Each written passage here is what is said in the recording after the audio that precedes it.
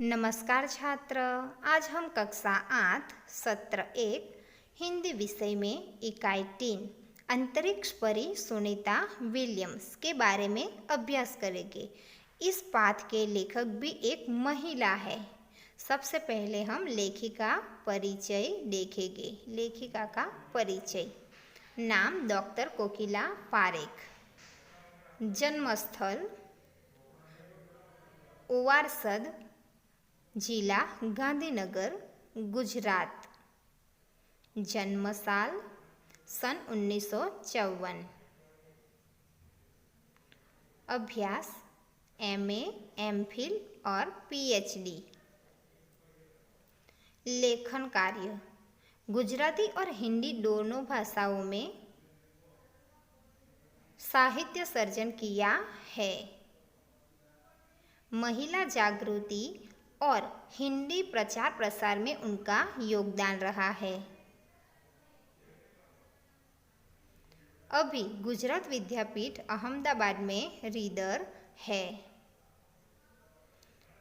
Reader के पद पर वह कार्यरत है।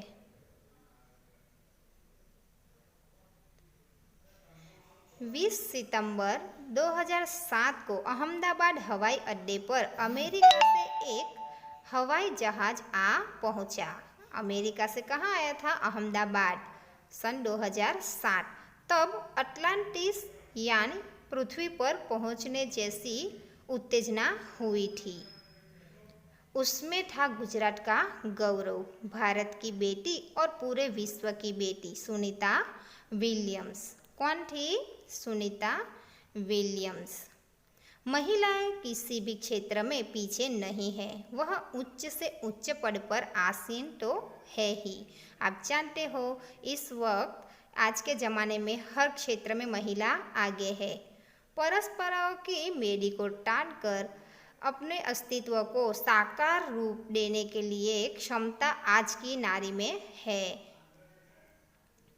युवा पीढ़ी की गौरवशाली परंपरा में अंतरिक्ष पर अपना अस्तित्व स्थापित कर चुकी भारतीय महिला कल्पना चावला के बाद सुनीता विलियम्स का नाम जुड़ा है। सबसे पहले महिला कौन थी? कल्पना चावला। उसके बाद सुनीता विलियम्स जो अंतरिक्ष के लिए जानी जाती है। सुनीता ने भारत की प्रतिष्ठा को गौरवान्वित किया और सफल होकर वापस आई। हमारे देश के हरियाणा प्रांत के करनाल शहर की कल्पना चावला को प्रथम महिला अंतरिक्ष यात्री होने का सम्मान मिला। प्रथम अंतरिक्ष यात्री कौन थी? कल्पना चावला जो हरियाणा प्रांत की थी।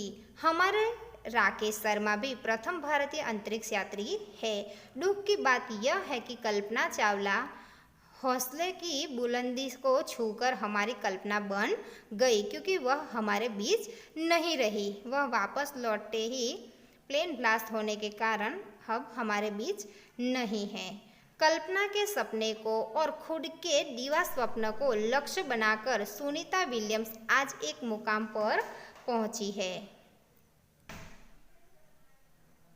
सुनीता विलियम्स ने बहुत ही मेहनत कर यह मुकाम हासिल किया। सुनीता का भारतीय होना हमारे लिए गर्व की बात है। उनके नाम के पीछे विलियम्स लगता है तो फिर भारतीय का गुजराती कैसे? हमें यह सोचना आता है कि ऐसा क्यों कि वह विलियम्स है फिर भी वह गुजराती है। यह हमारे मन के प्रश्न उठता है। सुनीता भारतीय नागरिक नहीं है, परंतु उनका मूल गुजरात से जुड़ा है। वह भारतीय नहीं है, उनका जन्म अमेरिका में हुआ था, पर वह गुजरात से जुड़ी है। उनके पिता दीपक भाई पंड्या का जन्म गुजरात के मेहसाना जिले में जुलासन गांव में हुआ था।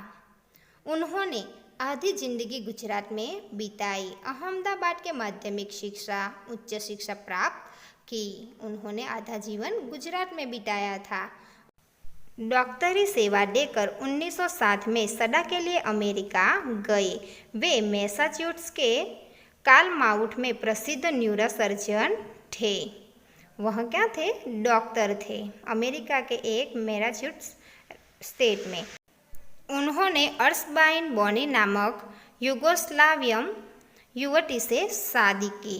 पिता दीपक पंड्या और माता अर्शबाइन के जय डीना और सुनीता तीनों संतानों में सुनीता सबसे छोटी थी। सुनीता विलियम्स सबसे छोटी, वह 2 बहनें और एक भाई थे। सुनीता का जन्म 19 दिसंबर 1965 को ओहो, अमेरिका में ओहियो में हुआ था। मुक्त वातावरण में पली सुनीता में साहसिक वृत्तियाँ उभर थी। उनमें बहुत ही साहसिक वृत्तियाँ थी। सुनीता बचपन से ही दौड़, स्विमिंग, घुड़दौड़, बाइसिकल, स्नोबोर्डिंग, धनुर्विद्या जैसे साहस भरे खेलों में भाग लेती थी। वह सब काम में अव्वल थी। वह इस कार्य में रुचि रखती थी। वह मेहनती थी, शिक्षकों की चहेती थी। घर वाले को प्यार से सुनी कहते थे। घर वाले उन्हें क्या कहकर बुलाते थे? सुनी कहकर बुलाते थे। 6 साल की सुनीता ने ये अमेरिकी यात्री नील आर्मस्ट्रॉन्ग को चांद की धरती पर उतरते देखा। तब से मन में निश्चित कर लिया था कि मुझे ऐसा ही कुछ करना है, और सुनीता ने ऐसा कर दिखाया। आज का अभ्यास हम यहाँ तक करते हैं। विशेष अभ्यास हम नेक्स्ट पीरियड में करेंगे। सुनीता विलियम्स का अंतरिक्ष यात्रा के दौरान जो एक छोटा सा वीडियो बनाया गया है वह हम यहाँ पर देखेंगे। How to use the bathroom and how do you actually live in space like normal, like at home. I mentioned real quickly about getting up in the morning and brushing your teeth and washing your face. Well, how do you do that? Well, here is the bathroom essentially. You get up in the morning and we have a little kit and it has all the essential things that you need, like your toothbrush and toothpaste and brush. See how much better the brush makes my hair look? I'm just joking. It still stands up straight. It doesn't matter where you are. It's always going to stand up straight while you're up in space. A lot of people ask about toothbrush and toothpaste. So luckily enough, toothpaste, you can do it upside right this way, is sticky, and so it sticks to your toothbrush. No problem. Another cool thing is that water sticks to your toothbrush too. If you can see it, I'll have some water come out. The water is pretty neat up in space. It'll stick to your toothbrush and it will make a big bubble, and that's just by surface tension, and then you can drink it. So a lot of people ask about what do you do with the toothpaste after you brush your teeth.